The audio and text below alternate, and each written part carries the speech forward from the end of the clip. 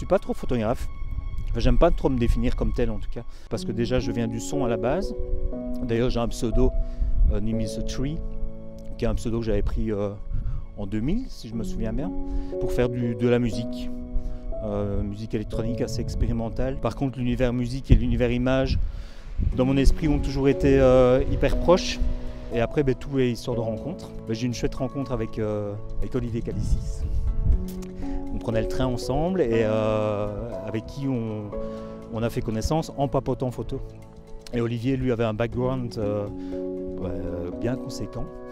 Et donc de ces conversations-là, ça m'a encouragé à ouvrir des bouquins, à faire beaucoup de lectures, voir ce que c'était la photo, avoir un regard critique. Toujours est-il que je me suis pris un postulat de départ qui est de travailler sur l'imaginaire, beaucoup sur le rêve. Ce que j'aime souvent expliquer, c'est que quand on rêve, on n'a pas des images très très nettes. C'est souvent, en fait, pour ma part en tout cas, les images sont un peu brouillées. Il y a des accidents, il y a des choses qui sont incohérentes. Et j'essaie de développer ça. Et en arriver au titre de mon livre, j'appelle ça des non-dits. Parce qu'il y a des images qui sont fantasmées aussi. C'est clair que pour créer toute ce corpus, comme je l'appelle, ça passe par la matière. Et la matière, le meilleur moyen, c'est de se promener dans la rue, d'observer, de prendre en photo. Et là, en effet, si je n'ai pas d'appareil en poche, mais que je n'ai juste que mon GSM, ça me convient très bien. Donc je commence à mitrailler tout simplement plein de choses. Ça peut être un mur, un élément végétal, plein de choses un peu à l'aveugle, parfois de manière frénétique. Et cet objectif est juste génial. En fait, c'est une réplique d'un objectif de fin 1800. Et il y a une société qui a eu la bonne idée d'en refaire une réplique. Et alors quand on le monte sur un boîtier numérique comme je viens de le faire, le boîtier numérique n'a plus aucune utilité technologique.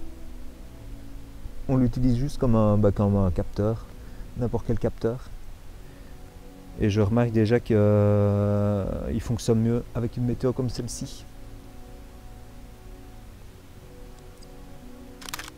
Les couleurs d'hiver, c'est trop beau. Je vais tenter un Polaroid.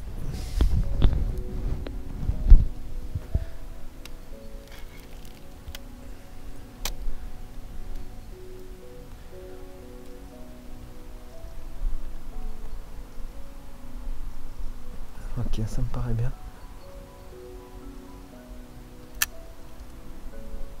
Voilà, bon, il faut le laisser reposer 2 petites minutes, le temps que la chimie fasse son travail. Je ne me contente pas en fait de faire de la prise de vue. J'ai un besoin de sentir la matière et d'amener une espèce de matérialité comme ça de la photo. Et ça se traduit comment? Le processus, c'est souvent je fais une première impression de ma photo. Et cette impression, je vais la travailler avec un tas de produits. Tout ce qui me tombe sur la main, je fais ça dans ma cuisine, qui est mi cuisine, mi atelier, mi endroit où je dors. Donc là, je vais vieillir en fait une impression. Donc je vais amener des réactions chimiques sur le papier. Bon, le processus est très long, là je fais le bain. Mais on est parti pour une semaine de séchage, plus ou moins. Donc il y a d'abord une prise de vue, donc il y a ce premier rapport au temps. Et puis quand je suis en train de manipuler les images, c'est un deuxième rapport qui n'est plus le temps photographique, hein, mais qui est plus quelque chose que les plasticiens, à laquelle les plasticiens sont confrontés constamment.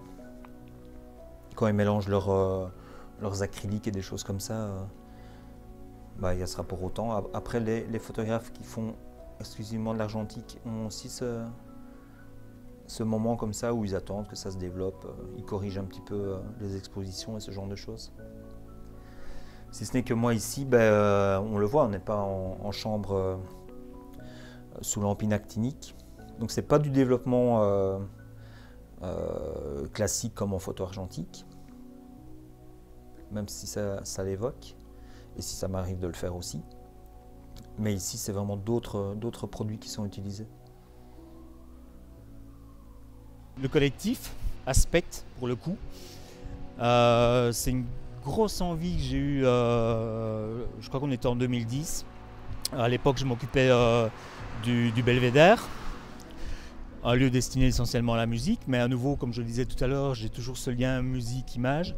Et donc là, au Belvédère, j'ai eu envie de développer un peu l'image à travers des expositions. C'est là-bas que Aspect est né. L'aspect du collectif, c'est pour moi quelque chose d'essentiel. Ça me renvoie d'ailleurs un petit peu au label que j'avais fondé aussi, où quand on travaille ensemble, évidemment, on confronte des points de vue, on confronte des images. Il y a beaucoup de confrontations en fait, et desquelles on apprend beaucoup de choses, et donc on a envie de le faire vivre. Après, on n'a pas vraiment de moyens financiers, donc ce qu'on fait en fait, on adore faire des collages en rue. Donc comme on n'a pas d'argent et qu'il y a très peu de lieux d'exposition, etc., nous on a pris le parti de photocopier nos images ou faire quelques posters quand on a un peu plus de moyens. Et de prendre un risque, c'est de confronter à nouveau, ce mot confronter, notre travail au regard du passant qui n'a pas demandé à être là. Enfin voilà, c'est pas la même démarche que d'aller dans un musée ou dans une galerie. Il ne s'y attend pas, il tombe dessus, il le prend ou il ne le prend pas. Mais donc nous on part là-dessus.